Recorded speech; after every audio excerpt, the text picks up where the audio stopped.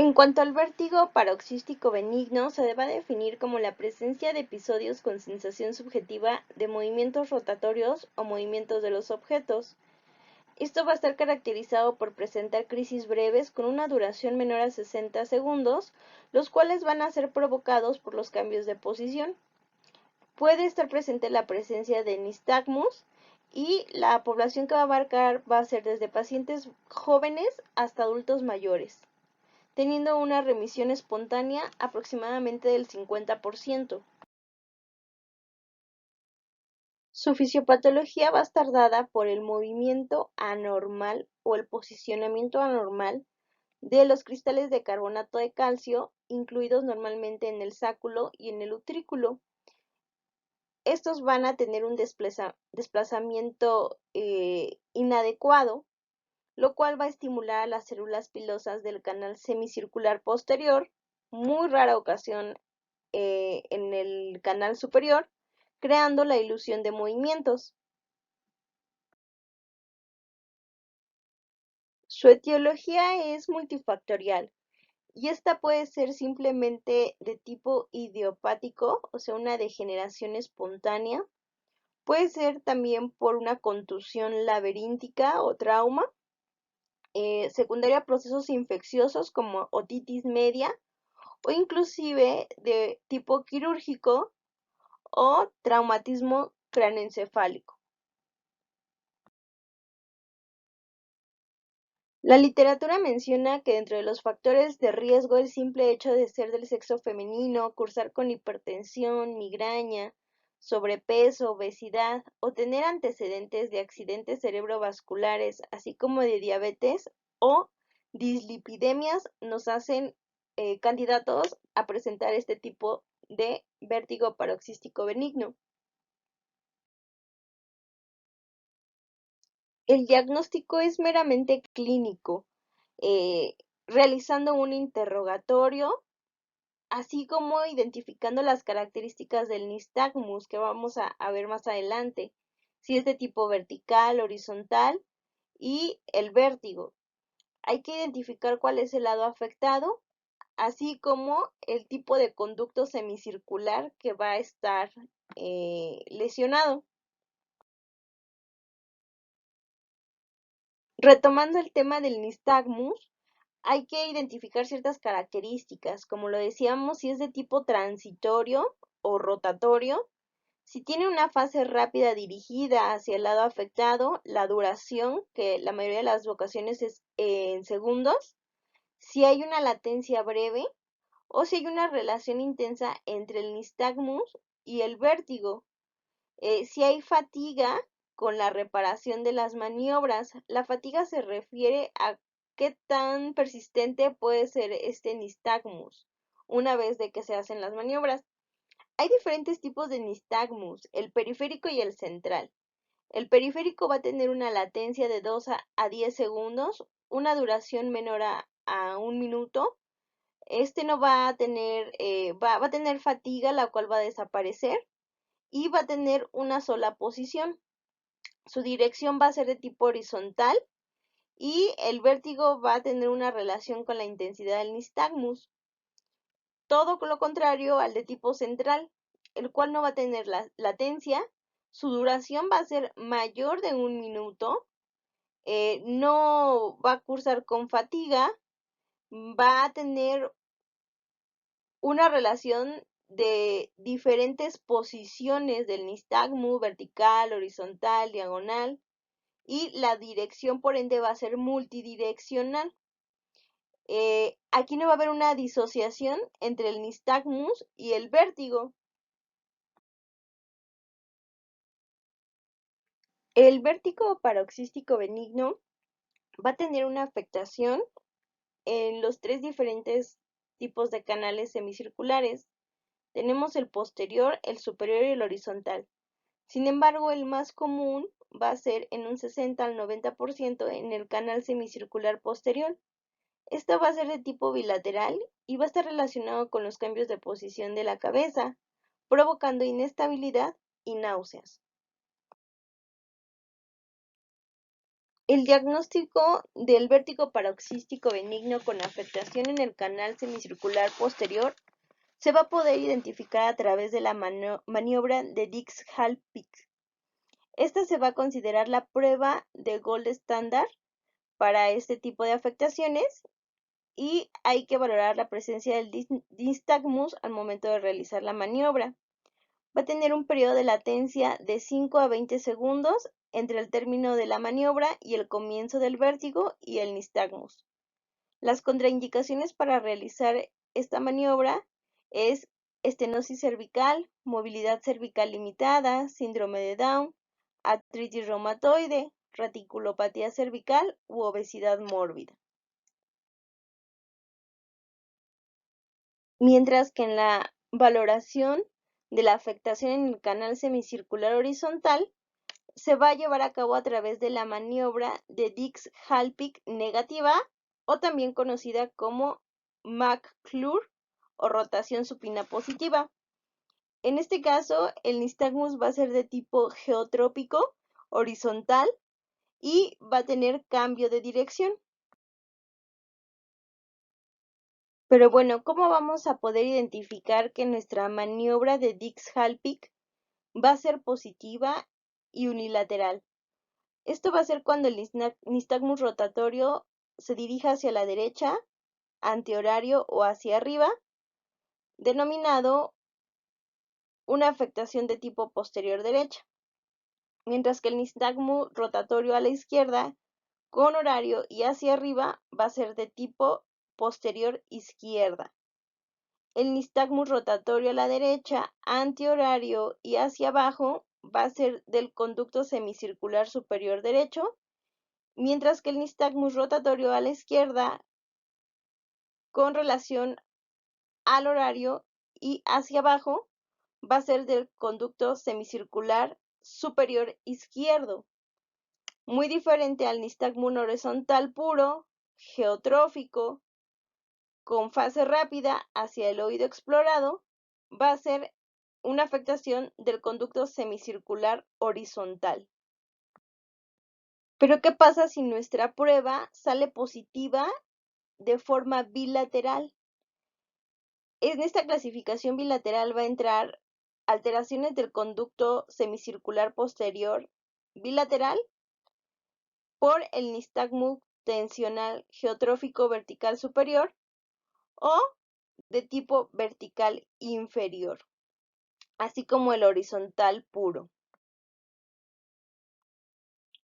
El diagnóstico diferencial se va a realizar a través de la identificación de desórdenes otológicos, como lo es la enfermedad de Meniere, neuritis vestibulares o dehiscencias del conducto semicircular superior.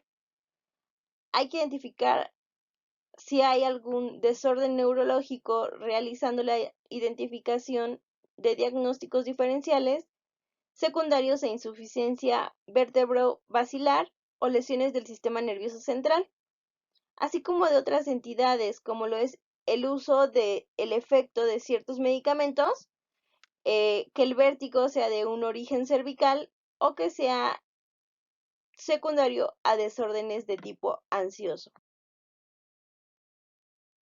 Y como lo habíamos mencionado previamente, el diagnóstico es clínico, ya que no existen datos radiológicos vestibulares o de audiología que nos indiquen características propias del vértigo postural paroxístico. Maniobra de Dix-Hallpike. El diagnóstico se realiza mediante la maniobra de Dix-Hallpike. Para ello, una vez sentado el paciente en una camilla con las piernas extendidas, le giramos la cabeza 45 grados hacia el lado que queremos explorar y le tumbamos bruscamente hacia atrás, situando la cabeza en hiperextensión unos 30 grados. Tras unos minutos, repetimos la maniobra hacia el lado contrario. Si la maniobra es positiva, aparecerá un nistagmo torsional con un componente vertical hacia arriba muy evidente y que tiene unas características específicas. Tiene latencia, se agota después de unos segundos y se fatiga. Si repetimos la maniobra varias veces, el nistagmo cada vez será de menor intensidad.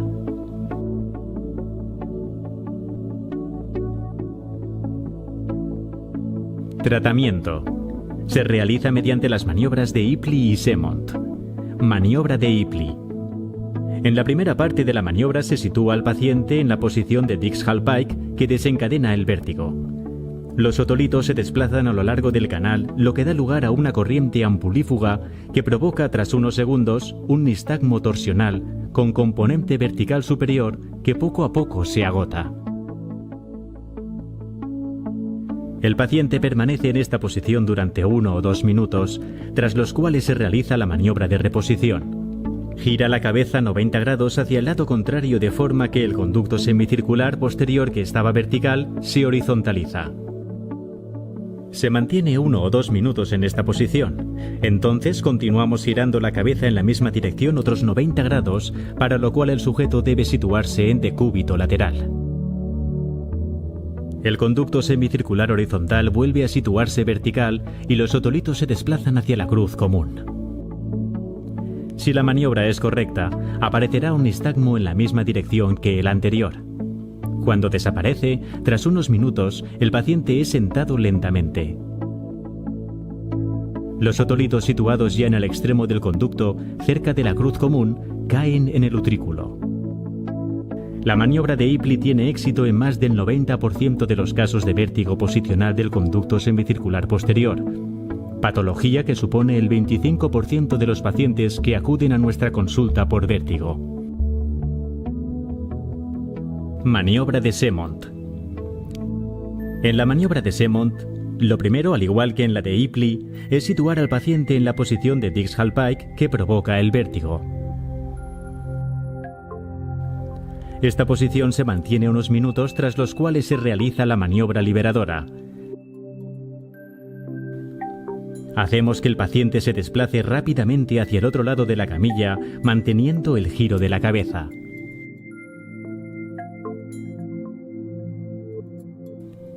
Al realizar este movimiento, el conducto semicircular gira sobre sí mismo y las partículas se desplazan hacia la salida del canal, dando lugar a una corriente ampulífuga, de forma que si el movimiento es correcto y la maniobra tiene éxito, aparece un nistagmo en el mismo sentido que el anterior. Esta posición se mantiene durante unos minutos, tras los cuales el paciente se sienta lentamente. Los otolitos caen al utrículo. Fracaso de la maniobra. Al realizar la maniobra liberadora hay que tener en cuenta que es posible que las partículas, en lugar de avanzar a lo largo del conducto, vuelvan hacia atrás, lo que da lugar a una corriente ampulípeta y a un nistagmo que cambia de dirección. Esto indica que el paciente no va a curar, ya que persistirá la canalitiasis. Deberemos repetir la maniobra. Otra posibilidad es que la canalitiasis se produzca en el canal semicircular horizontal. Aunque existen varias posibilidades: canalitiasis del brazo posterior, canalitiasis del brazo anterior y cupulolitiasis, cada una con su tratamiento específico. Sin duda, la variante más frecuente es la provocada por la canalitiasis en el brazo posterior del conducto semicircular horizontal. Maniobra de McClure. Situando al paciente en decúbito supino, este sufre vértigo al girar la cabeza 90 grados a uno y otro lado.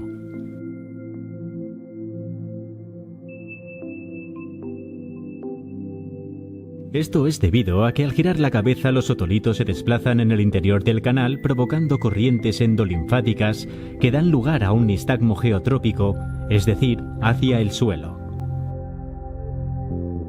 El nistagmo es más intenso al girar la cabeza hacia el lado del oído afecto.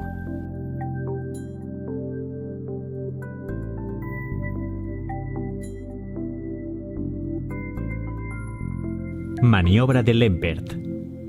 Para su tratamiento, la maniobra más utilizada es la maniobra de Lempert, también denominada maniobra barbacoa. Su objetivo es devolver los otolitos situados en el conducto semicircular horizontal al utrículo.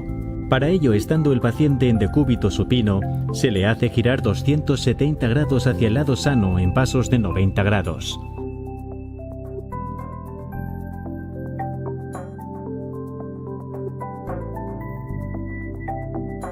Con ello se consigue que los otolitos se desplacen hacia el extremo del canal y caigan finalmente en el utrículo.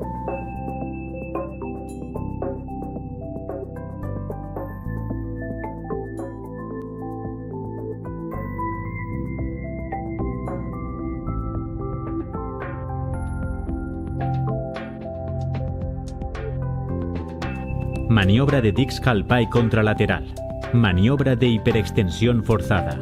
El diagnóstico se puede realizar mediante la maniobra de Dix-Hallpike contralateral o más sencillamente con la maniobra de hiperextensión cefálica máxima. Estando el paciente sentado en la camilla con las piernas extendidas, se le tumba hacia atrás, con la cabeza fuera de la camilla, hasta conseguir realizar una hiperextensión cefálica máxima. Si existe un vértigo posicional paroxístico benigno del conducto anterior o superior, este movimiento hace que los otolitos se desplacen a través del conducto semicircular anterior y dé lugar a un nistagmo vertical con fase rápida claramente inferior.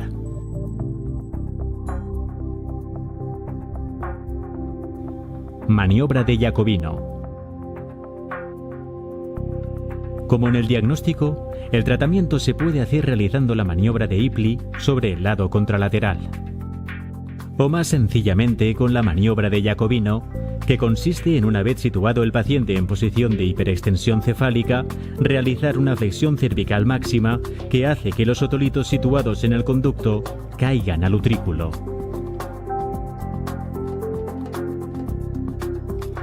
Como señalan algunos autores, existen casos, pacientes en los que la realización de las maniobras diagnósticas o de reposición pueden estar contraindicadas. Cirugía cervical reciente, traumatismo reciente, inestabilidad aldoaxoidea, mielopatía, radiculopatía, síncope senocarotídeo, Arnold-Chiari, síndromes de disección vascular. En estos casos podemos recurrir a realizar las maniobras de forma mecanizada. Para ello, se han descrito diferentes sistemas como el que vemos en el vídeo.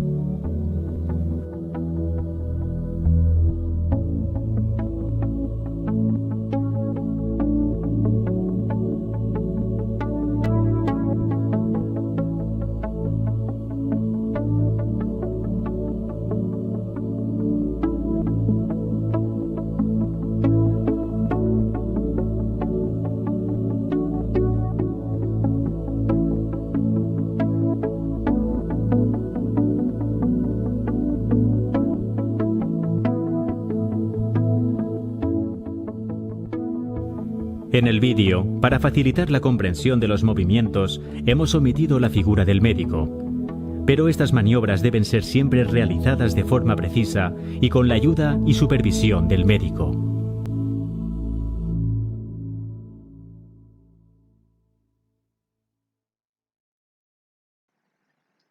En el siguiente video nos van a hablar acerca de la identificación de las maniobras, así como del reposicionamiento para poder tener mejoría clínica en cuanto a los síntomas del vértigo.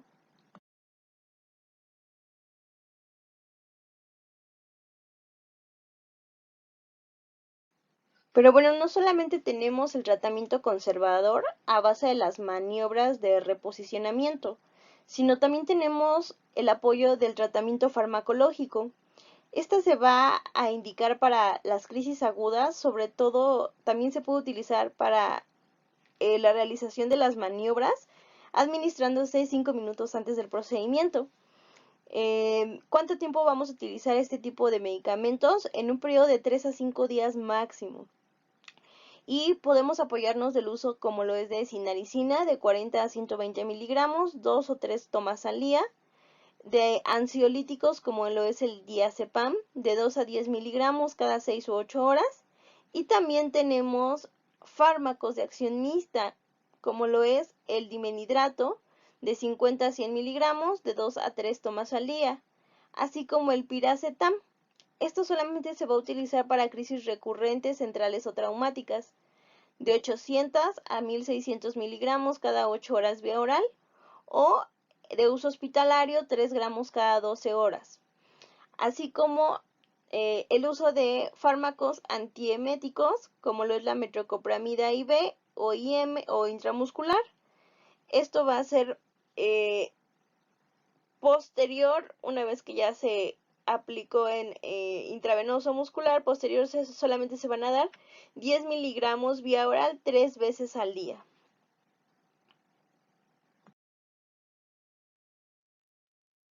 También contamos con sedantes vestibulares, como es el sulpiride de 200 miligramos cada 8 horas vía oral o 100 miligramos intramusculares. Y algunos estudios revelan que la betaistina tiene un efecto moderado, sobre todo a una dosis de 8 a 16 miligramos cada 8 horas por vía oral. La guía de práctica clínica menciona que inclusive sin las maniobras puede haber un reposicionamiento espontáneo en un 23% de los pacientes y que las maniobras de reposicionamiento se deben de llevar a cabo en el segundo nivel de atención a través de los otorrinos. Se ha valorado que puede haber una resolución de los síntomas hasta en un 80% con una mejoría en el 10% en la realización de la primera maniobra y hasta un 92% con la segunda maniobra. Se sabe que hay una recurrencia aproximadamente en el 30% de los pacientes posterior a la realización de las maniobras de reposicionamiento y en dado caso que haya recurrencia, es importante volver a derivar nuevamente al otorrino.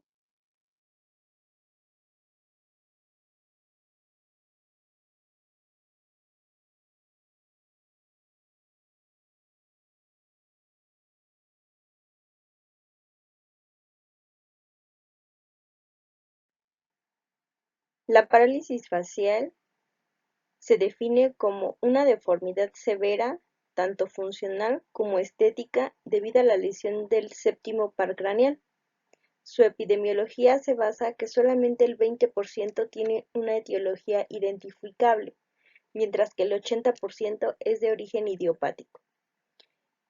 Su prevalencia es de 70 por cada 6.000 habitantes y su clasificación se va a dividir en adquirida, donde se puede dividir también en neurológicas, vasculares y metabólicas, idiopáticas, infecciosas, ya sea por virus.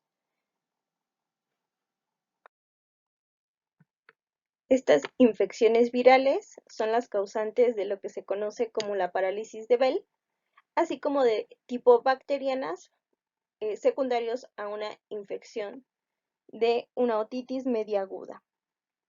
En cuanto a la clasificación de la etiología adquirida, tenemos las de tipo tumoral, en las cuales puede estar presente colesteoma o neurioma del acústico, y dentro de la clasificación traumática tenemos por causa de el accidente cerebral vascular. Tenemos también de tipo tóxico, iatrogénicas, y tenemos otra clasificación en donde entran las congénitas. Estas congénitas pueden ser de tipo idiopático, sindromático o no sindromático. En las no sindromáticas encontramos el trauma congénico, mientras que en las sindromáticas el síndrome de Moebius. También tenemos una clasificación de acuerdo al tiempo de evolución. Esta puede ser definitiva, de tipo agudo, puede estar caracterizado por fracturas del temporal, su evolución es precoz en menos de 72 horas y su control o el diagnóstico es a través de electromiografía a las 3 semanas máximo. Mientras que en las de tipo crónica encontramos que el manejo es multidisciplinario y esta va a consistir en una reconstrucción quirúrgica completa. También tenemos, de acuerdo al tiempo de evolución, de tipo transitorias.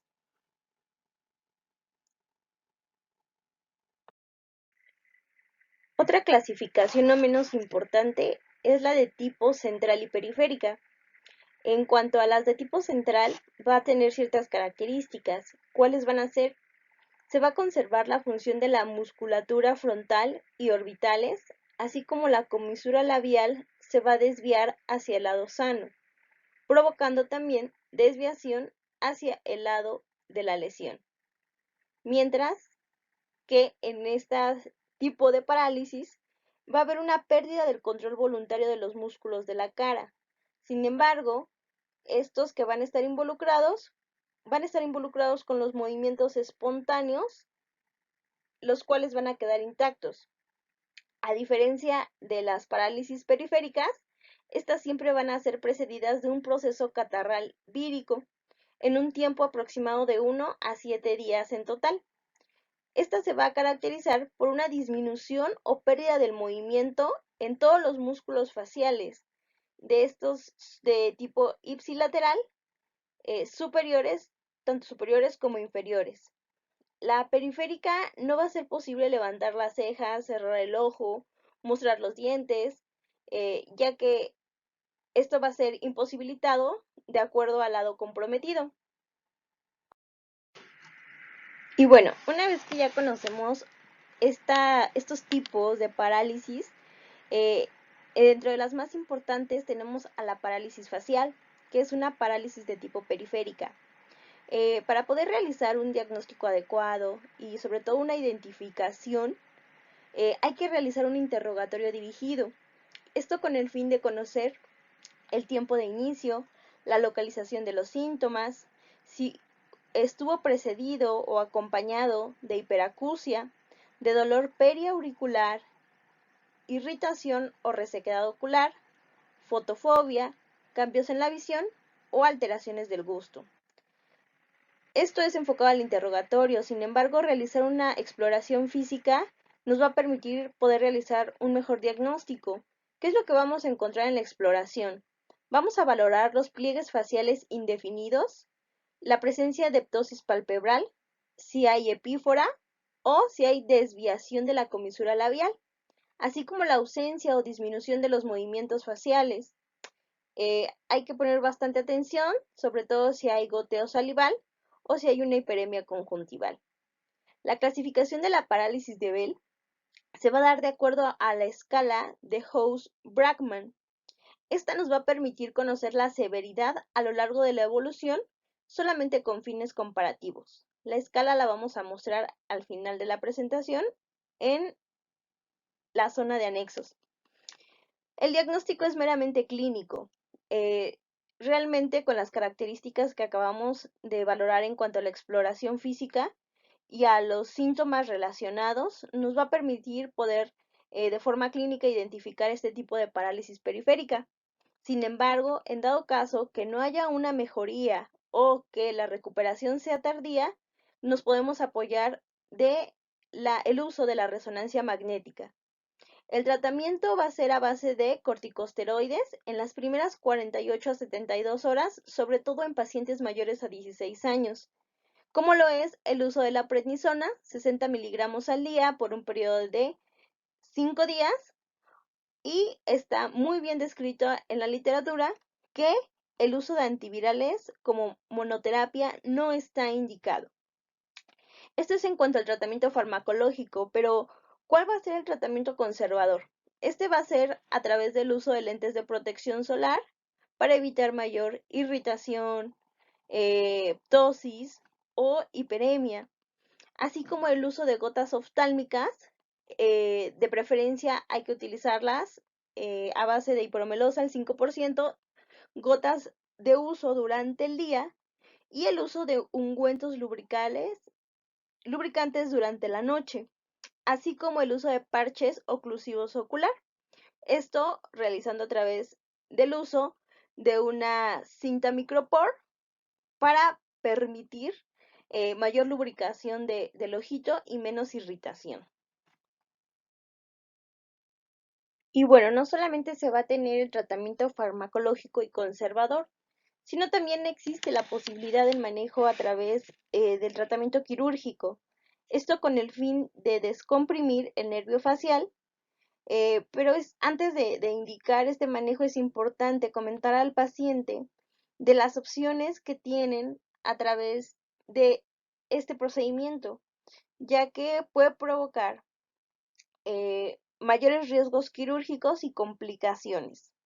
¿A qué pacientes vamos a mandar a referencia y contrarreferencia? Específicamente a un segundo nivel, en el caso de los especialistas de otorrino, a todos aquellos pacientes que no tengan una mejoría clínica o que hay una debilidad progresiva de la enfermedad, así como aquellos que tengan alteración en el resto de los pares craneales.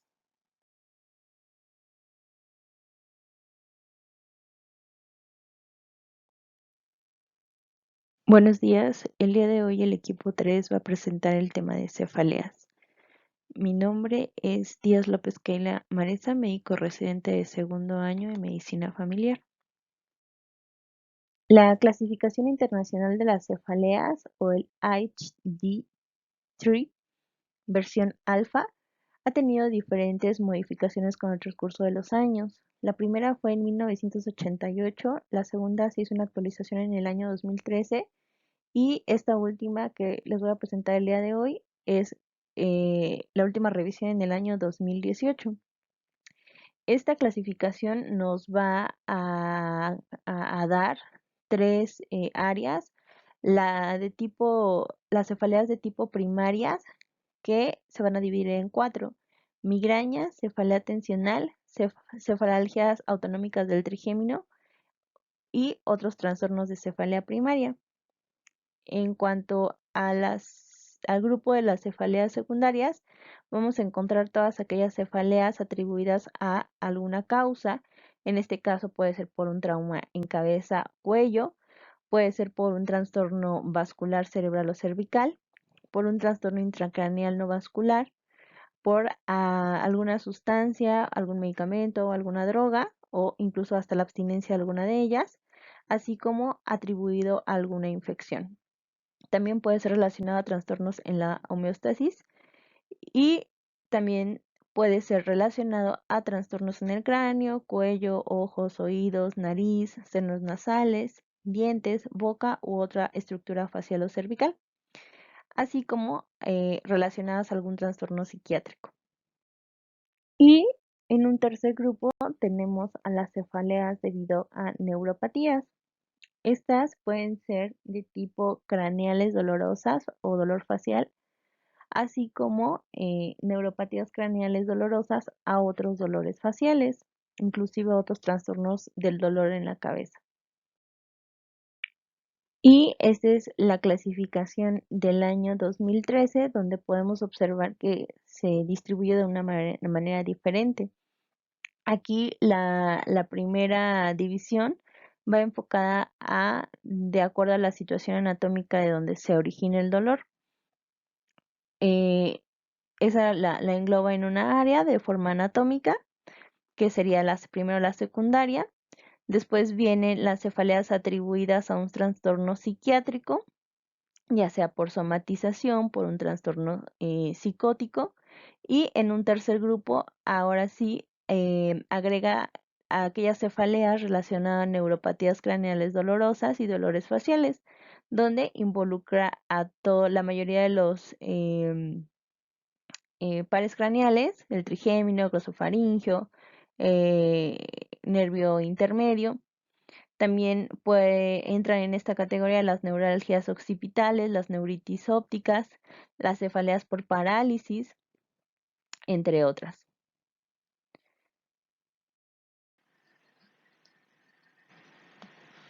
En esta exposición vamos a abordar el tema de las cefaleas, pero dentro de la clasificación de tipo neuropáticas. Como ya habíamos visto en clases previas, las cefaleas de tipo migrañoso y las tensionales, en este caso nos vamos a basar en la fisiopatología de las cefaleas de tipo neuropático, donde las fibras aferentes de los nervios, nervio facial, trigémino o hipogloso, van a conducir o se van a conducir junto con las raíces nerviosas occipitales. Estas van a llevar el estímulo de los nocioceptores hacia las vías centrales del tronco encefálico, llevándolo hacia áreas cerebrales que procesan la nociocepción y el dolor en la cabeza y el cuello, provocando la percepción del cerebro ante el dolor en las áreas inervadas. Las cefaleas neuropáticas van a tener una clasificación bastante compleja.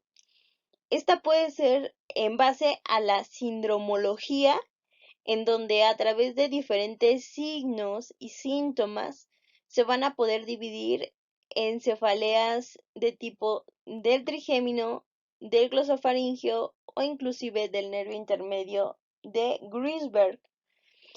También se pueden dividir a través de su localización. Estas van a ser de tipo neuropático central y periférico. Las de tipo periférico van a estar caracterizadas por una lesión o una activación excesiva de los nervios implicados, mientras que en los de tipo secundario van a ser atribuibles a diferentes trastornos causales, como lo es el dolor neuropático de tipo central. Este tipo neuropático central va a ser ocasionado por un dolor neuropático facial, ya sea por una infección viral, como lo es el virus de varicela zoster, o una anomalía estructural, como lo es el caso de una compresión neurovascular. También se puede dividir en base a su etiología. En esta vamos a tener las cefaleas neuropáticas de tipo clásicas, las cuales van a ser demostradas a través de el uso de pruebas diagnósticas por imagen o alguna intervención quirúrgica que haya permitido verificar una compresión del nervio afectado. Como habíamos visto previamente, la clasificación de las cefaleas de tipo neuropático llega a ser bastante extensa. Hay aproximadamente 12 tipos diferentes, sin embargo, en esta presentación vamos a tratar de abordar los más comunes. Tenemos la neuropatía del trigémino. Sus características para saber identificar el tipo de dolor es que va a ser un dolor unilateral, que de tipo descarga eléctrica, va a ser breve, su aparición y desaparición puede ser repentina y va a estar limitada a una o más ramas nerviosas. Básicamente no va a tener irradiación del dolor. Pocos pacientes refieren que haya cierta división o cierta irradiación, pero esta irradiación casi siempre se va a mantener dentro de los dermatomas. El dolor puede irse identificando conforme va pasando el tiempo y puede llegar a ser entre una duración de segundos o minutos, de una intensidad grave, un dolor de tipo fulgurante, agudo o punzante. La clasificación de las neuropatías del trigémino van a ser de tipo clásicas, neuralgia del trigémino secundaria o una neuralgia del trigémino idiopática. La clásica va a estar caracterizada por una compresión neurovascular y su diagnóstico se va a llevar a cabo de la practicidad de resonancia magnética, donde también se puede diagnosticar a través de un procedimiento quirúrgico. Vamos a ver cambios morfológicos en la raíz del nervio, ya sea atrofia o desplazamiento. Lo más común es en la segunda o en la tercera rama del nervio trigémino. Esto es en cuanto a las neuropatías de tipo clásica. Pero ¿qué hay en las de tipo secundarios? Estas casi siempre van a ser caracterizadas por un tumor en el ángulo pontocerebeloso, alguna anomalía arteriovenosa, por esclerosis múltiple, y su diagnóstico también va a ser a base de la resonancia magnética o de potenciales sensitivos. Mientras que en la de tipo idiopática, pues no va a haber una anomalía o una alteración en las pruebas electromiográficas, ni en el estudio de la resonancia magnética.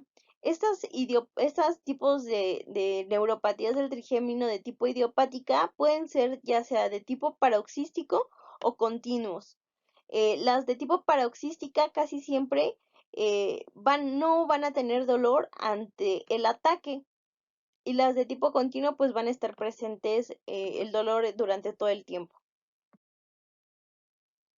Hay mucha diferencia entre las neuralgias y las neuropatías.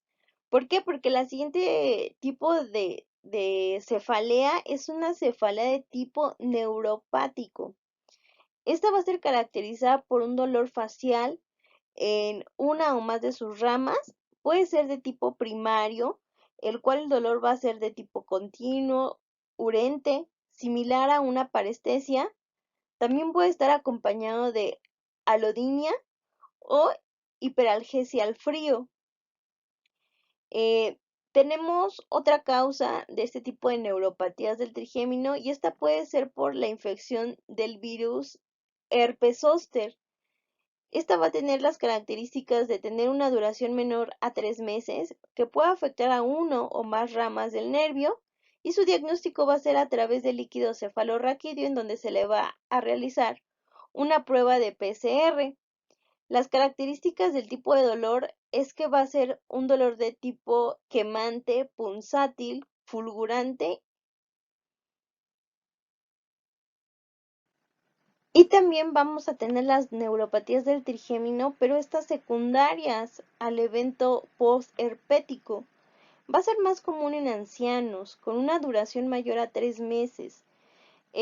Prácticamente la rama más común es la primera de este nervio, y va a tener un dolor acompañado casi siempre de exantema.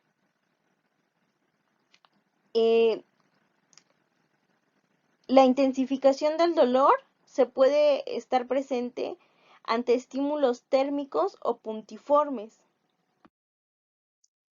Y un dato bien importante de las neuropatías del trigémino por herpes es que siempre van a ir acompañadas de un brote herpético con una distribución de una frecuencia del 80% en la rama oftálmica.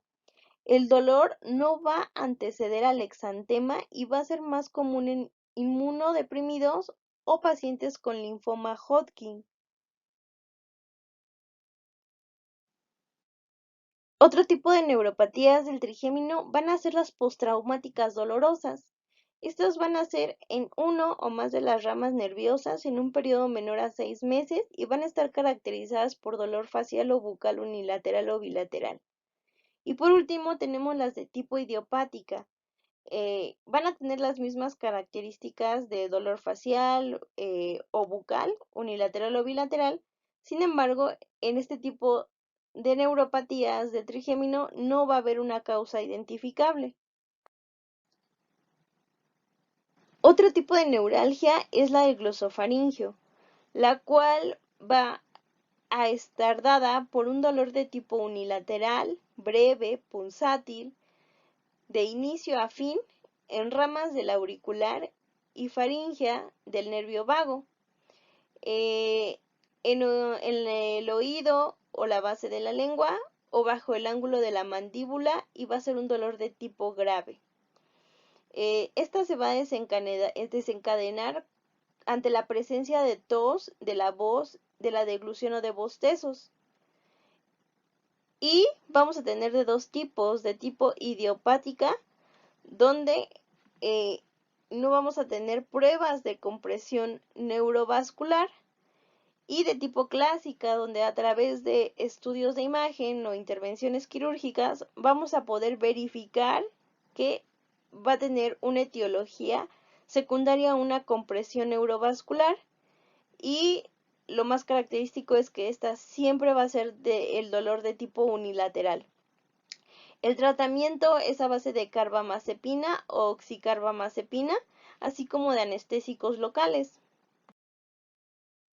También podemos tener cefaleas secundarias a neuralgia del nervio geniculado. Sus características van a ser que van a estar siempre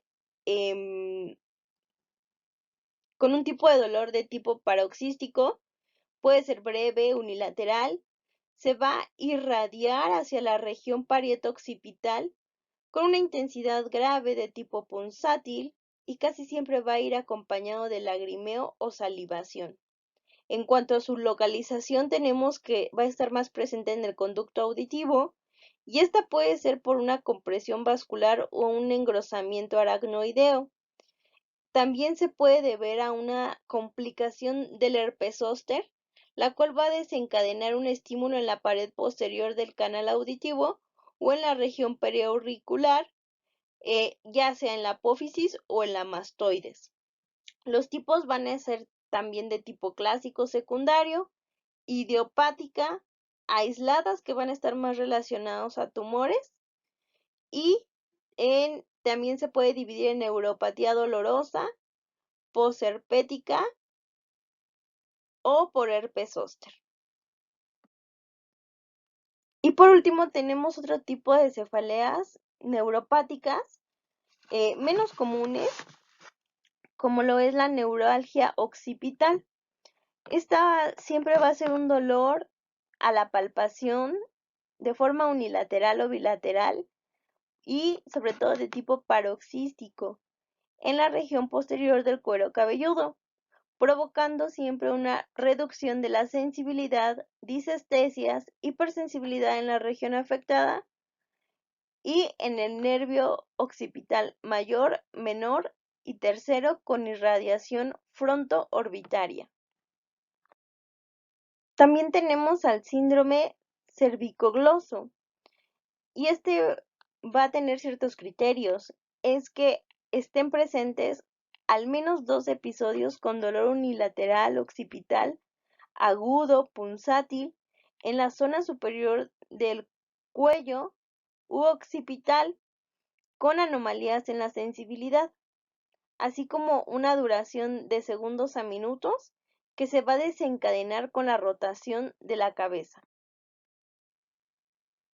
Así como la neuritis óptica, la cual va a estar dado por un dolor en la parte posterior de los ojos secundario a una desmielinización de los nervios ópticos, provocando una visión central defectuosa.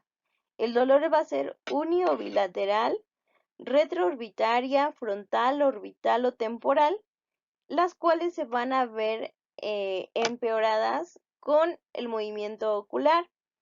Casi siempre el dolor va a anteceder a un déficit visual. Y por último, el síndrome de Tolosa-Hunt.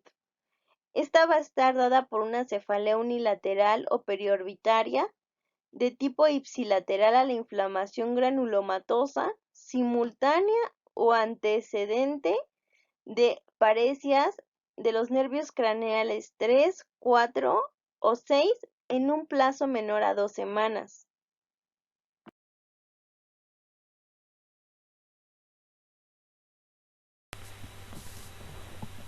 Ahora vamos a continuar con el tema de conjuntivitis. Vamos a hablar de las características, sobre todo en el cuadro clínico de cada una de los tipos de conjuntivitis. Sin embargo, hay que recordar que comparten varias características. Entonces vamos a hablar primero de las generalidades. La mayoría de las conjuntivitis son autolimitadas, benignas. Algunas progresan y pueden causar serias complicaciones oculares y extraoculares, pero en general tienden a ser benignas. La mayoría de las conjuntivitis cursan con prurito, secreción, ardor, dolor, fotofobia, visión borrosa, lagrimeo, sensación de cuerpo extraño y pueden ser unilaterales o bilaterales. Para entender mejor el cuadro, aquí organicé una tabla de los 4 tipos de conjuntivitis más comunes de acuerdo a la guía de práctica clínica. La dividen en alérgica, mecánica o irritativa, viral y bacteriana. Dentro de la alérgica tenemos que esta va a ser una enfermedad inflamatoria de la superficie ocular. Es una patología recurrente relacionada con hipersensibilidad de tipo 1. La causa más común de la conjuntivitis alérgica pues es un tipo de alergia, principalmente al polen, pero muchas veces no nada más hay conjuntivitis alérgica, sino está asociada con algún tipo de alergia nasal o con algún otro tipo de atopia. En la conjuntivitis mecánica, irritativa o tóxica está producida por una inflamación del borde palpebral, habiendo una reacción exagerada de la conjuntiva a un agente externo. Normalmente es causada por el contacto con humos, vapores o algún tipo de sustancia tóxica. Dentro de la conjuntivitis viral, los principales agentes causales son los adenovirus, el enterovirus, Coxsackie y el herpes virus. Dentro de los adenovirus, el más común es el 1, 2, 3, 4, 7, 8, 19 y 37 y pueden provocar diferentes síndromes como una conjuntivitis folicular aguda, fiebre faringoconjuntival o queratoconjuntivitis epidérmica. Y bueno, dentro de la conjuntivitis bacteriana, aquí está causada por varios microorganismos como el Haemophilus influenza, el Streptococcus, el Staphylococcus aureus. También dentro de esta clasificación entra el tracoma, que bueno, también es una infección bacteriana. Aquí hay afectación de la superficie conjuntiva tanto vulvar como palpebral y la mayoría de las es autolimitada. En cuanto a los factores de riesgo, la conjuntivitis alérgica, pues como comentaba yo, está predisposicionada por un antecedente de atopia, hay exacerbaciones agudas, hay diversos tipos de alérgenos y sustancias irritantes del medio ambiente. Se relaciona mucho con el polvo ambiental, ácaros, pelos de algún tipo de animales, polen, incluso con algún tipo de cambio climático. En la conjuntivitis mecánica o irritativa se relaciona mucho con el uso de lentes de contacto, algunos tipos de medicamentos, el contacto con piscinas, gases o incluso con el cansancio visual. Y bueno, como factor de riesgo en la conjuntivitis viral está el antecedente de infección respiratoria en el paciente. También en la conjuntivitis bacteriana está asociado con algún tipo de traumatismo o contacto ocular con fluidos corporales, anomalías de la posición del párpado, deficiencia severa de la lágrima, obstrucción del conducto nasolagrimal, e infecciones previas, algún tipo de otitis media, faringitis, sinusitis. Estos nos pueden predisponer a conjuntivitis bacteriana. El cuadro clínico, que esta diapositiva es la más importante porque a pesar de que las conjuntivitis comparten características que son las que vimos al principio, como dolor, fotofobia, sensación de cuerpo extraño, aquí mencionamos las características pues más importantes de cada una para poder hacer el diagnóstico diferencial entre una y otra. Por ejemplo, el cuadro clínico de la conjuntivitis alérgica.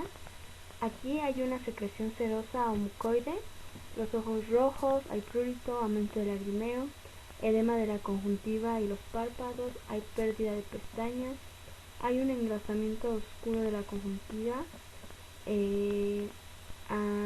también aparte del prurito ocular hay prurito nasal y faríngeo y normalmente pues es bilateral. Por ejemplo, en la conjuntivitis mecánica la secreción es acuosa, aquí predomina más la sensación del cuerpo extraño o la sensación como de arenilla en el ojo, hay quemazón o picor, el ojo está ligeramente enrojecido y lloroso, la epidemia es causada por dilatación de los vasos sanguíneos y en esta normalmente es unilateral. En cambio, pues en la conjuntivitis viral la secreción siempre va a ser serosa, a diferencia de la bacteriana donde es una secreción purulenta, suele ser bilateral por el contacto, ¿no? De que a veces se frota un ojo, se agarra el otro y al principio es unilateral, pero la mayoría de las veces termina siendo una infección bilateral. En el caso del tracoma se aprecia una gran hipertrofia papilar y folicular, hay aparición de vasos conjuntivales neoformados sobre la córnea que se denomina panus tracomatoso, y bueno, al haber vasos nuevos hay una pérdida de la transparencia de la córnea. En cuanto al tratamiento, pues sí varía mucho dependiendo del tipo de conjuntivitis del que estemos hablando. Por ejemplo, en la conjuntivitis alérgica, pues se recomienda minimizar la exposición del alérgeno al que estén expuestos, el uso de compresas frías, también el uso de lubricantes oculares, algún antihistamínico tópico, también se utilizan los estabilizadores en los mastocitos, tales como el cromoglicato de sodio o el nedocromil, con una dosis de administración cada 6 horas por lo menos 2 semanas. Se ha visto o se recomienda la combinación de antihistamínicos tópicos y orales, ya que dan un mejor resultado. Entre los antihistamínicos orales, pues el de preferencia es la loratadina. Aquí hay que recordar que no están recomendados los esteroides tópicos, y si se llegan a administrar, pues debe de ser durante periodos cortos y en todos los casos con dosis muy bajas. El tratamiento para la conjuntivitis mecánica o irritativa, pues es dar protección contra algún químico o cuerpo extraño, sobre todo cuando pues la mayoría de las veces se asocia con una ocupación laboral. Se recomienda utilizar lágrimas artificiales, compresas de agua fría. Recordábamos que también se asociaba mucho con el uso de lentes de contacto, entonces dentro de las recomendaciones pues es a lo mejor no retirar por completo el uso del lente de contacto si es que no se puede, pero por lo menos espaciar el tiempo que se utiliza este lente, cumplir con la frecuencia del reemplazo para pues eso también que no nos genere algún tipo de infección sobreagregada. En cuanto al tratamiento viral de la conjuntivitis viral, estos normalmente se resuelven espontáneamente durante 1 o 2 semanas y por lo cual no es necesario la utilización de ningún antibiótico. El antibiótico pues lo vamos a dejar para las conjuntivitis bacterianas, donde se recomiendan antibióticos tópicos por 7 días. Los medicamentos de elección pues son estos de aquí: la citromicina, tobramicina, tetraciclina, cloranfenicol o rifampicina. Todos estos pues en gota. El cultivo está indicado en casos de conjuntivitis severas, crónicas o recurrentes que no se resuelven con tratamiento. Y bueno, el medicamento de elección para la conjuntivitis por clamidias es la tetraciclina, eritromicina o la doxiciclina, completando 3 semanas de tratamiento. Y bueno, aquí están las medidas de higiene para todos los tipos de conjuntivitis. Aquí bueno, los acomodé, pero realmente son muy fáciles. Es el lavado de cara y ojos frecuentemente, no lavado de manos, no llevarnos las manos a los ojos, no frotar los ojos, no compartir las gotas optámicas. En el caso de las mujeres se recomienda no compartir el maquillaje porque eso puede ocasionar algún tipo de conjuntivitis. Usar toalla personal individual de tela que sea exclusivamente para el área de la cara, y bueno, utilizar debidamente los lentes de contacto, que es lo que había yo comentado en la diapositiva anterior. ¿Cuáles son los criterios de envío de un primer a segundo nivel de atención? Bueno, que la conjuntivitis persista a pesar del tratamiento durante 10 días, que en 5 o 7 días, siempre y cuando el paciente tenga un apego al tratamiento, haya una adecuada higiene de manos, se controlan los factores de riesgo y aún así no hay mejoría, pues también se manda al segundo nivel. Cuando ya la conjuntivitis esté causando alteraciones de la agudeza visual, será importante referir al oftalmólogo. Y cuando haya reinfección en las primeras 4 semanas después de haber concluido el tratamiento, también es un criterio de envío.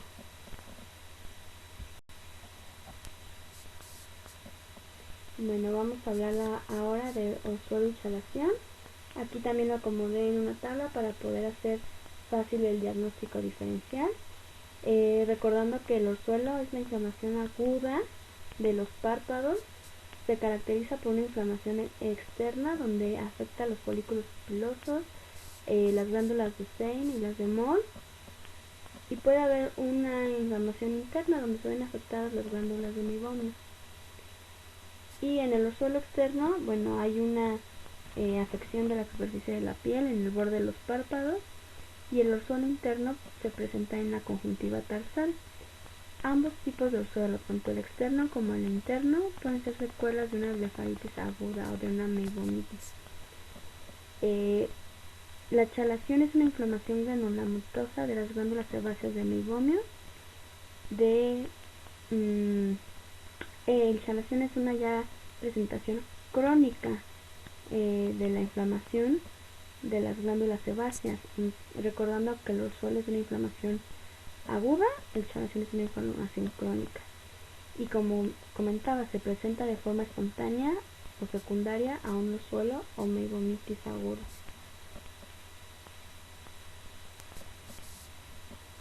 El cuadro clínico es muy característico y es muy fácil de diferenciar. De hecho, aquí las fotos pues están muy claras.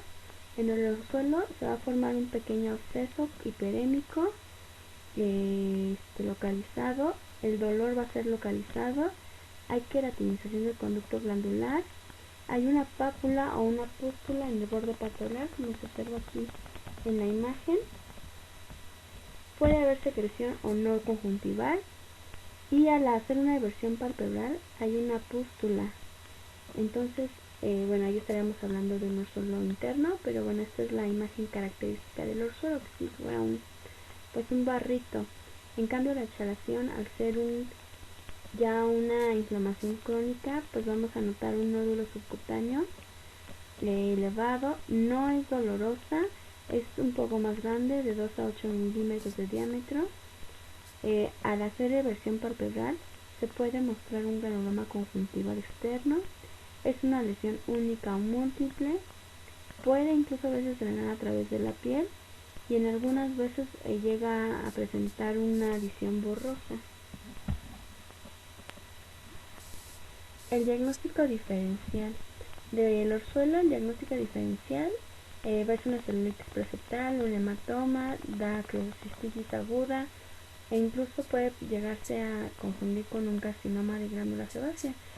Recordemos también que bueno, este es se asocia mucho con la blefaritis, entonces a veces el diagnóstico diferencial suele ser un poco practicado, ¿no? Entonces, en cuanto a la chalación, bueno, el diagnóstico también va a ser diferencial con un carcinoma de glándula sebácea, un quiste sebáceo de la piel o un orzuelo externo. El tratamiento no farmacológico tanto para el orzuelo como el chalación es la misma.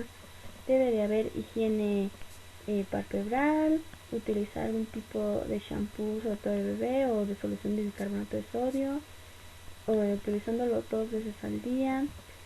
Colocar compresas calientes de 3 a 4 veces al día, de 5 a 10 minutos en el área de la lesión. Esto es para desinflamar.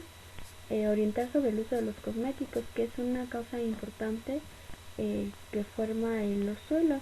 Recordar que bueno, los cosméticos, las brochas, todo eso se tienen que lavar cotidianamente. El maquillaje no se puede utilizar toda la vida, sino se debe estar cambiando cotidianamente, y no prestar el maquillaje a otras personas porque pues puede ser un mecanismo fácil de transmisión. Tratar la dermatitis seborreica con shampoo que contenga conazol. Y pues siempre, ¿no? La blefaritis, tratar de evitarla, porque finalmente una blefaritis nos lleva a un orzuelo. Entonces, tratar de evitarla, aunque bueno, no se puede lograr a quitar completamente.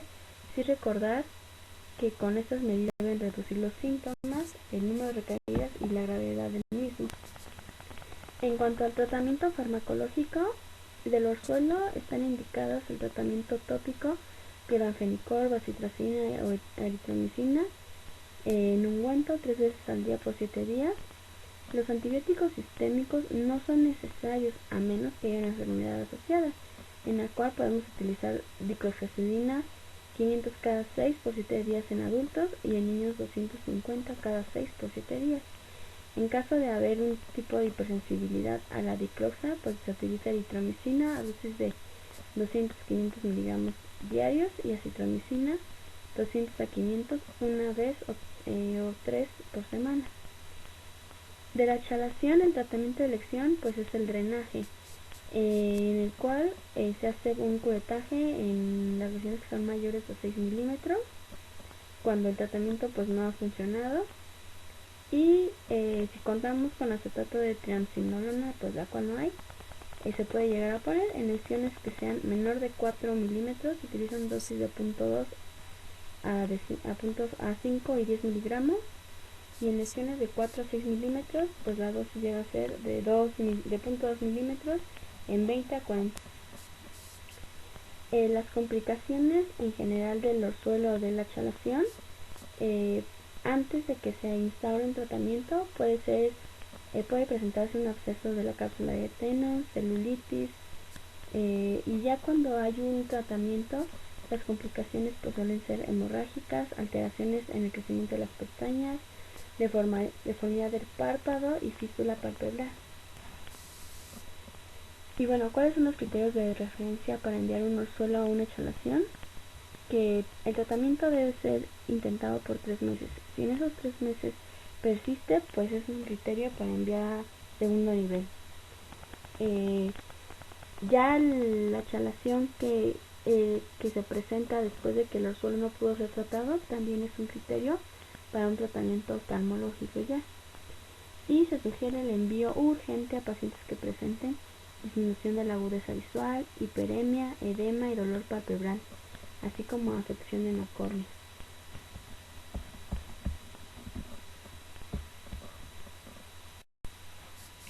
Ahora vamos a hablar de la retinopatía. Realmente intenté hacerlo lo más resumido posible para darle el enfoque que debemos de hacer en primer nivel.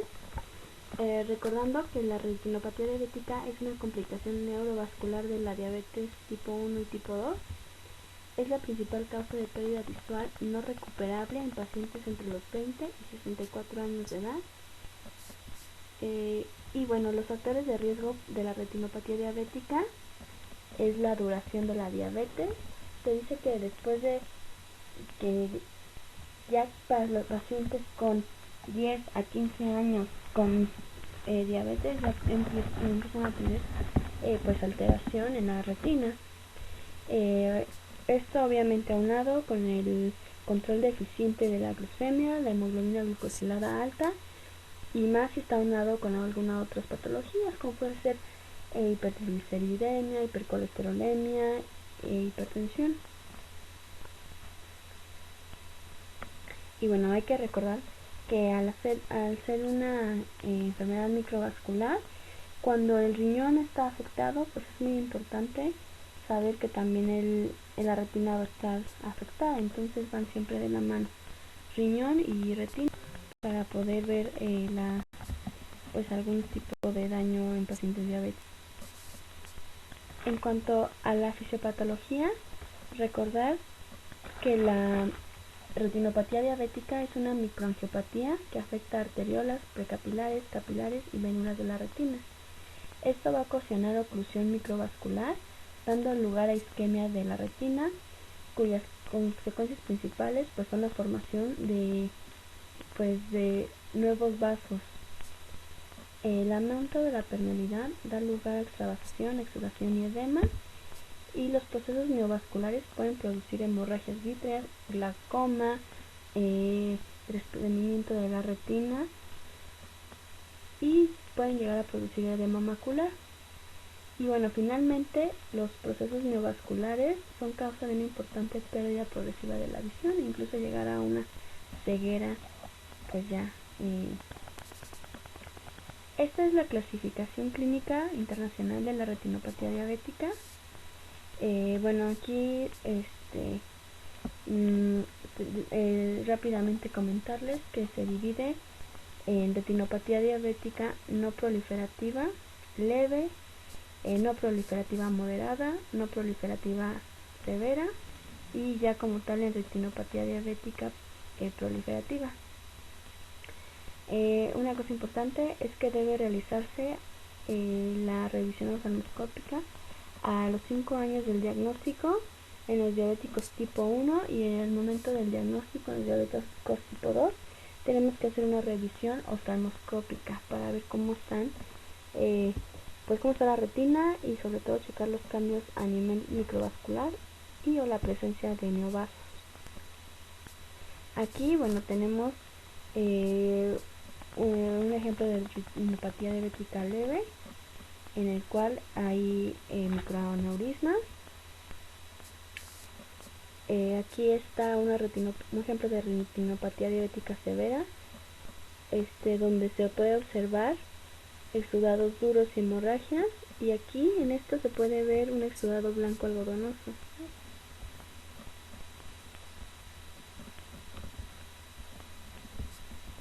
Este es el exudado blanco algodonoso y aquí están los exudados duros de las hemorragias.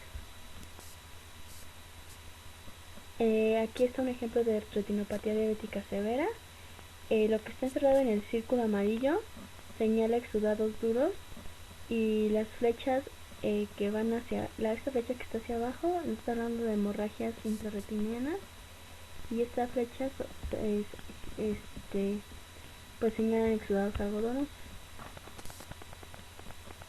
Aquí pues ya vemos cómo hay hemovitrio, ya aquí ya nos está hablando de una retinopatía diabética proliferativa.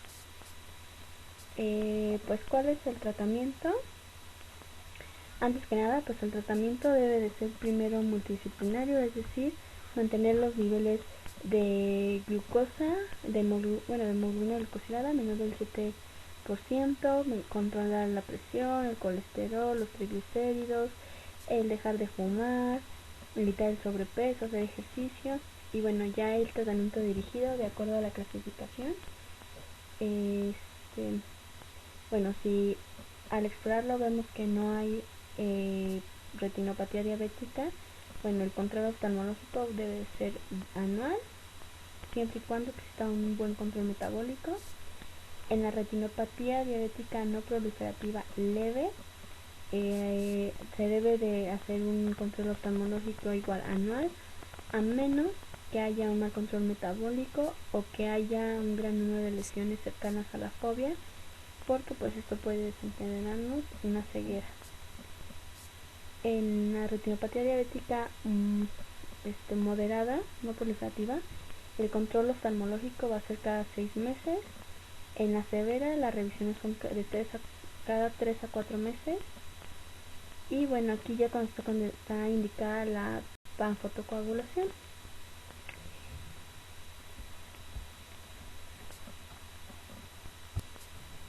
Dentro de las complicaciones que va a existir de la retinopatía diabética, tenemos el glaucoma neovascular, que nos habla de un dolor ocular, la disminución severa de la agudeza visual, hiperemia conjuntival, edema corneal y el edema macular diabético, que es la inflamación y acumulación de líquido en la mácula. También pues se acompaña de visión borrosa y pérdida de la percepción de los colores. Y bueno, vamos a hablar ahora de la retinopatía hipertensiva. La retinopatía hipertensiva es un daño de la retina ocasionado por la elevación de la presión arterial, independientemente de que sea una hipertensión esencial o una secundaria. Es la segunda causa de enfermedad vascular después de la retinopatía diabética y se sitúa entre el 7 y el 11% de todos los pacientes hipertensivos. Los factores de riesgo que van a influir en la retinopatía hipertensiva, pues es la gravedad de la hipertensión, el tiempo que lleva de hipertensión el paciente, qué tan rápido se fue instalando la hipertensión, cómo había estado anteriormente el árbol vascular retiniano, recordar que es más frecuente en mujeres, el tabaquismo es un factor importante de riesgo y que mientras mayor edad, pues mayor posibilidad de tener retinopatía hipertensa. Dentro de la patogénesis, pues los vasos de la retina están regulados mediante mecanismos metabólicos, pero finalmente esta autorregulación puede hacerse ineficaz debido a la elevación de la presión arterial. Puede llegar a haber una rotura vascular. Se llega a alterar el diámetro de la luz de las arteriolas precapilares y alteraciones en la función de las células basales. Hay una disrupción de la barrera hematorretiniana con alteración de la permeabilidad y bueno, hay una alteración comportamental en las arterias. Puede haber estrechamiento, dilatación, tortuosidad, cruces arteriovenosas, hemorragias y algún tipo de exudado retiniano. Bueno, aquí la clasificación de la retinopatía hipertensiva es la clasificación de Kate-Wagner-Barker, en el cual se divide en 4 grados. En el primero no hay vasoconstricción, sin embargo hay tortuosidad vascular. En el grado 2 hay vasoconstricción arteriolar, focal, dilatación venular, presencia de algunas hemorragias. Ya en el grado 3 es la vasoconstricción arteriolar, vasoespasmos, presencia de hemorragias igual, exudados duros, áreas de microinfartos. Y ya en el grado 4 es igual que 3, pero se asocia a papiledema. Aquí lo alcanzamos a ver. Aquí el papiledema. Y bueno, el tratamiento, no hay un tratamiento oftalmológico específico para este tipo de retinopatía. Y aquí, bueno, el tratamiento se basa en el adecuado control de la presión arterial. Y aquí, dependiendo del tipo de daño retiniano, si llegamos a tener una adecuada presión arterial, un adecuado control, se puede llegar a obtener la reversibilidad de las lesiones. Y bueno, las alteraciones oculares, cuando son secundarias a una hipertensión aguda, se pueden revertir después de varios meses con la presión arterial controlada. Sin embargo, cuando las lesiones ocurren por una hipertensión ya crónica, es difícil que haya una reversión de estas lesiones. Sin embargo, bueno, es importante siempre tener en cuenta las complicaciones que puede llevar a tener el mal control de hipertensión, no nada más a nivel retiniano. Ahora vamos a ver el tema de glaucoma.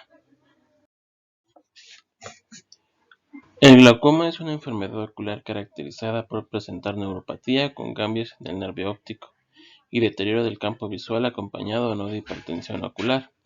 Esto se caracteriza por presencia de incremento o no de la presión intraocular, excavación y degeneración del disco óptico, daño de las fibras retinales y defectos del campo visual. Con relación a su fisiopatología, son 4 de los puntos importantes los cuales tenemos que tener en cuenta. Primero, la presión intraocular. Segundo, el humor acuoso. Tercero, el cuerpo ciliar. Y cuarto, la filtración. Juntando entre estos 4 parámetros, es como podemos determinar si es una hipertensión oftálmica o es un glaucoma. Con relación a la presión intraocular, lo normal es una presión entre 10 a 21 milímetros de mercurio. ¿Cuál es la finalidad de esta presión? Es 1. Adecuar una adecuada perfusión tisular y evitar el colapso de paredes por las presiones externas, principalmente de la musculatura extraorbitaria. El humor acuoso o el líquido transparente, este sirve como un elemento óptico, lo cual ayuda a transmitir la visión sin distorsión. Ayuda a nutrir a la córnea y al cristalino debido a que estas son estructuras avasculares y este se empieza a formar desde las crestas del cuerpo ciliar, aproximadamente 2.5 mililitros por minuto, siendo a través de una difusión pasiva y una filtración activa con cloro, potasio y proteínas. El cuerpo ciliar, que se divide en 2 partes, posterior, pars plana, la cual es donde se realiza la acumulación del humor acuoso, y el anterior, que es la pars plicota, que es 80 prominencias formando la corona ciliar. A través del iris y el cristalino pasa el humor acuoso de la zona posterior a la anterior, y de ahí se da el proceso de filtración a través del ángulo iridoesclerocorneal, que se encuentra únicamente en la cámara anterior. De ahí va hacia una zona fenestrada y rugosa, que es la malla trabecular, la cual se encarga de absorber el humor acuoso. De ahí entra algo que se le conoce como canal de Schlemm, donde se da la absorción de este humor acuoso hacia la circulación venosa del ojo. Y siempre debe haber una relación 1:1 entre el humor acuoso producido y el drenado. Si llega a haber una alteración a esta altura, entonces vamos a tener datos de un glaucoma. Hay que tener en cuenta, existe el glaucoma de ángulo abierto y el glaucoma de ángulo cerrado. El glaucoma de ángulo abierto es aquel en el cual el área de la filtración se encuentra normal y las estructuras dentro del ojo se encuentran estables, lo cual puede ser alguna situación extraocular lo que está provocando glaucoma. Pero un glaucoma de ángulo cerrado es cuando el ángulo iridoesclerocorneal se encuentra obstruido, por lo cual no absorbe la malla trabecular del humor acuoso y no hay una absorción de este humor hacia la circulación venosa.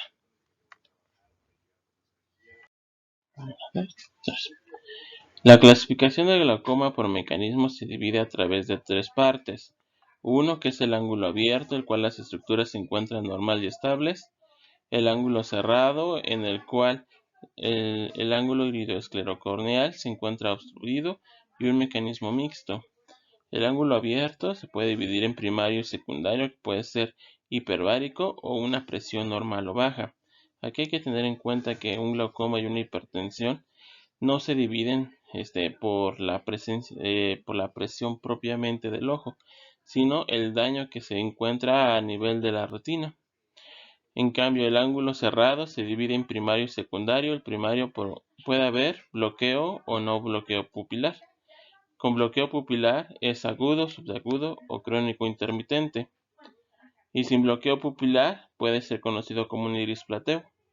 Secundario con bloqueo pupilar puede ser inflamatorio, bloqueo vítreo o facomórfico, que es alteración a nivel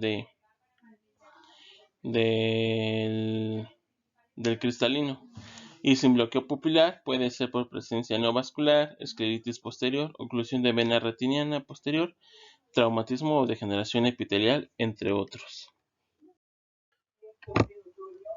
Con relación a los factores de riesgo, tenemos dos partes. El riesgo ocular, que es el grosor corneal disminuido, hay una impresión intraocular basal mayor a 21 milímetros de mercurio, excavación con eje vertical de nervio óptico mayor al eje horizontal y una desviación del patrón estándar de los campos visuales.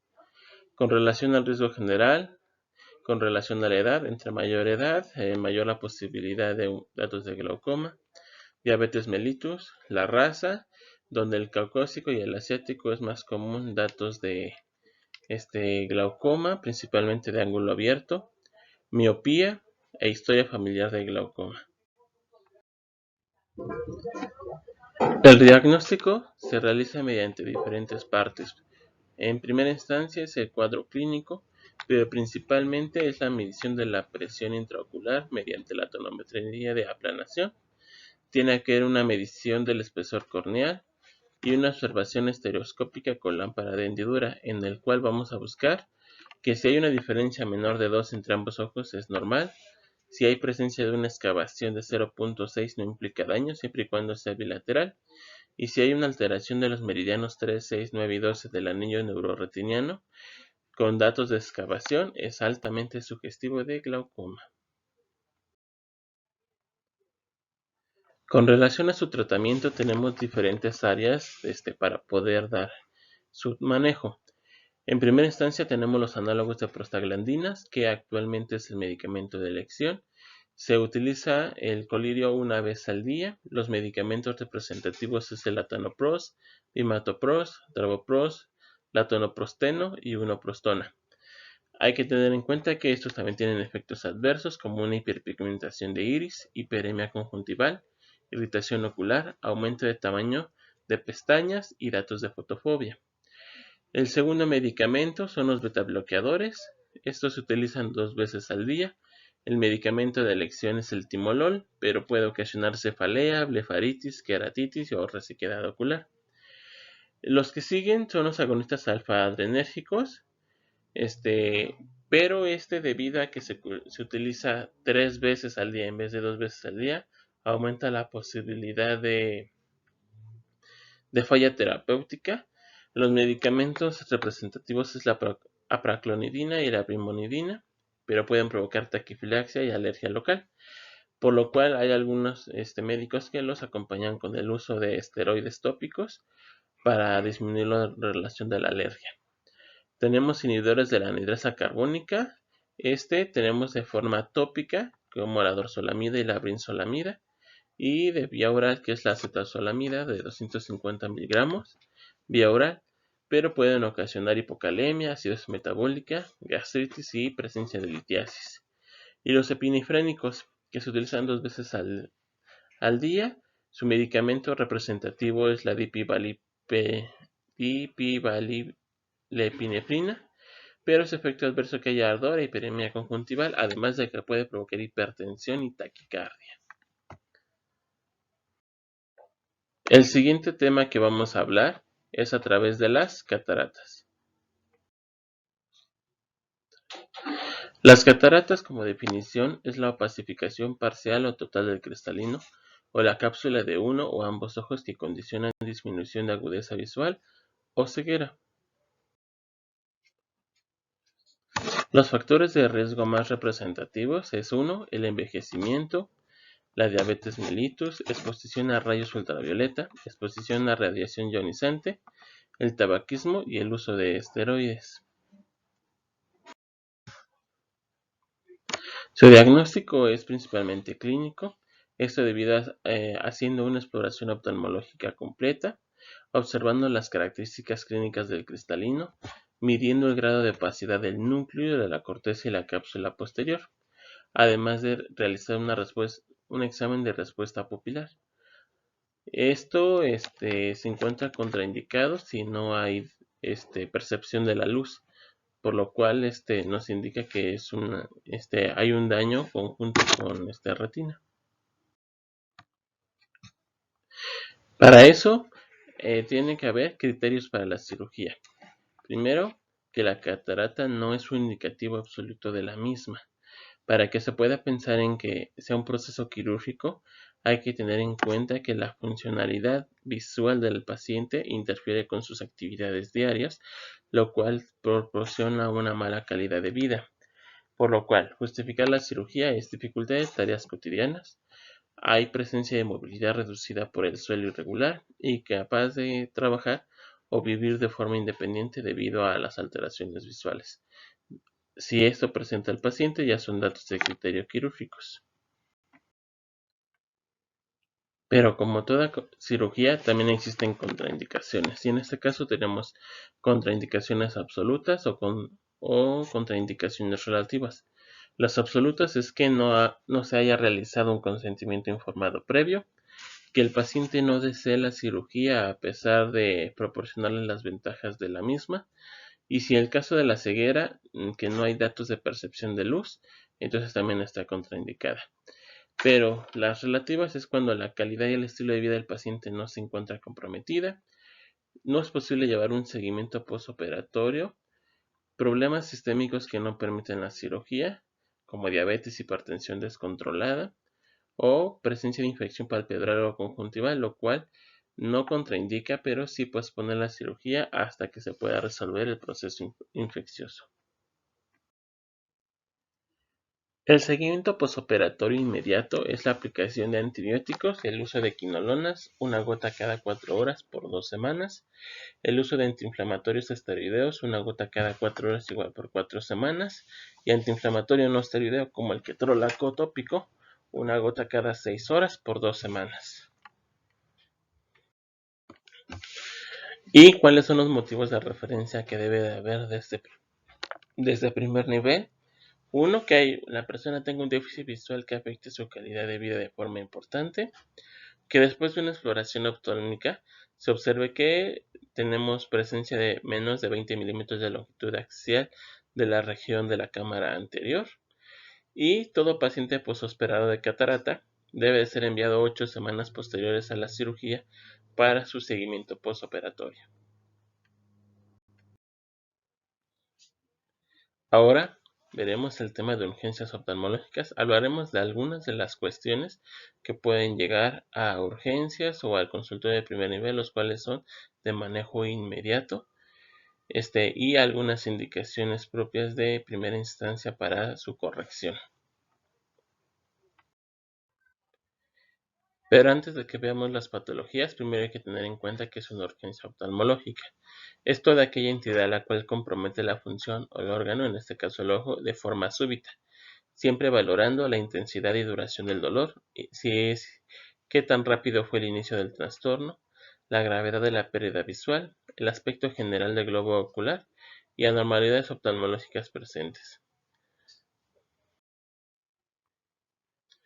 Con relación a la primera patología, tenemos el trauma ocular. Este se divide en ojo cerrado y ojo abierto. El ojo cerrado puede haber datos de contusión y laceración lamelar, y del ojo abierto puede ser de rotura o laceración, el cual la laceración puede estar provocada por una perforación, una penetración o un cuerpo extraño intraocular. El cuadro clínico: si tenemos un cuadro clínico leve, va a haber secreción o exudación, sensación de ardor, prurito, diplopia o lagrimeo. En cambio, si tenemos una patología grave, puede haber visión borrosa, dolor ocular, fotofobia o hasta pérdida de la visión. El tratamiento de urgencia: primero tenemos que dar analgesia, presencia de irrigación abundante, principalmente con Ringer lactato o solución salina, presencia de antibióticos tópicos que solamente se utilizarán en presencia de abrasiones corneales, el retiro de partículas o restos en conjunto con la irrigación en caso de que haya objetos extraños, principalmente en párpados o cerca del conducto lacrimal, y en caso de alguna herida de las estructuras, alguna sutura, pero esto tiene que ser realizada por parte del servicio de oftalmología. Si tenemos datos de quemaduras, puede ser por álcalis, ácidos, solventes, detergentes e irritantes, se puede clasificar en leve, moderada o severa. El cuadro clínico: en cuestiones leves a moderadas tenemos lesiones del epitelio corneal, quemosis conjuntival focal, datos de hiperemia, lagrimeo, hemorragias y edema palpebral leve. En cambio, en un cuadro severo o grave tenemos datos de un edema corneal, puede haber aumento de la presión intraóptica sin daño o escoriación de la retina y datos de retinopatía necrótica focal. Esto se puede manejar con irrigación abundante por 30 minutos, igual por Ringer o solución salina. Usar separadores palpebrales para ayudar a irrigar los fondos de saco. Utilizar una tira de pH para checar si el pH local sigue siendo neutro. En caso de que se encuentre ácido o álcalis, continuar con la irrigación hasta que se logre un pH neutro. El uso de antibióticos y analgésicos, principalmente AINES, y antibióticos como la atromicina y la eritromicina, y uso de lágrimas artificiales debido a la hiperemia que va a estar presente durante un buen tiempo.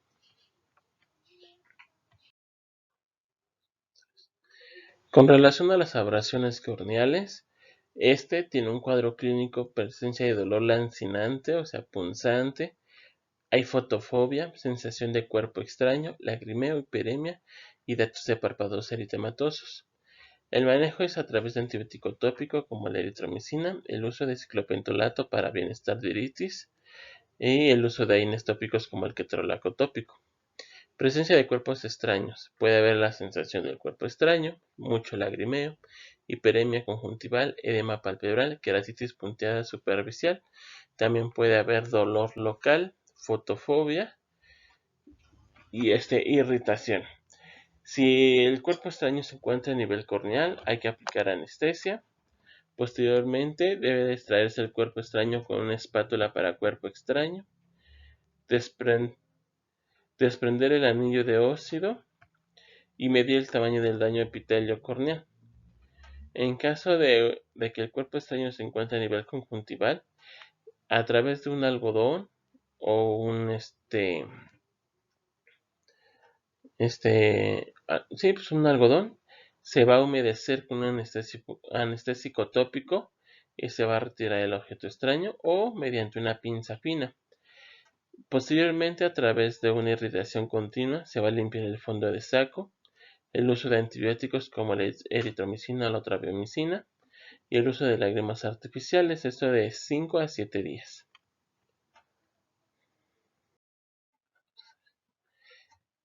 Otra de las patologías que tenemos es la iritis traumática. Esta no tiene una clasificación. Su cuadro clínico es: hay un dolor sordo punzante, hay datos de fotofobia, lagrimeo. Los problemas puede haber desde 2 a 3 días posteriores al trauma.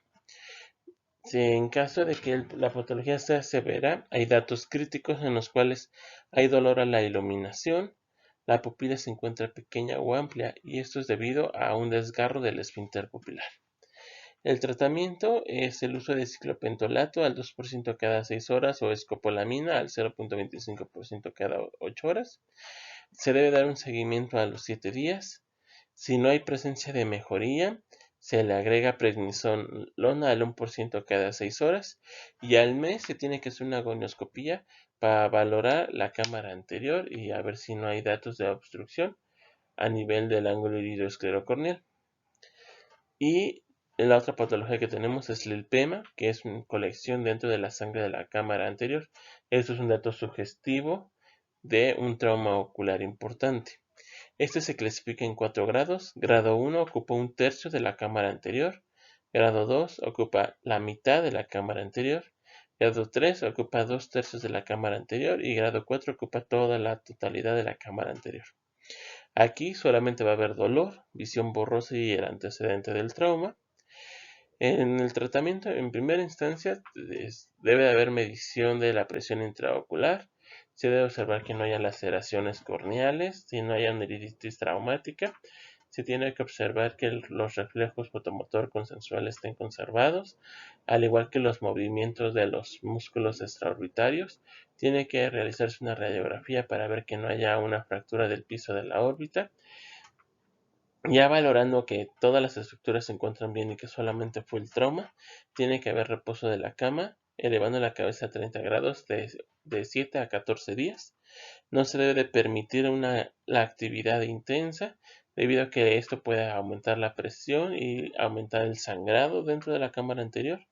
Debe dar datos de protección ocular, ya sea con un tapón con algodón o al momento de salir con lentes oscuros para disminuir la cantidad de luz hacia la región. El uso de colirio de atropina 1% cada 8 horas para ayudar al restablecimiento de la pupila y la córnea. El uso de analgésicos evitando AINES y ácido acetilsalicílico por la presencia o recurrencia de sangrado. Y el uso de prednisolona 1% cada 6 horas. Igual de 7 a 14 días evaluando la evolución del progreso.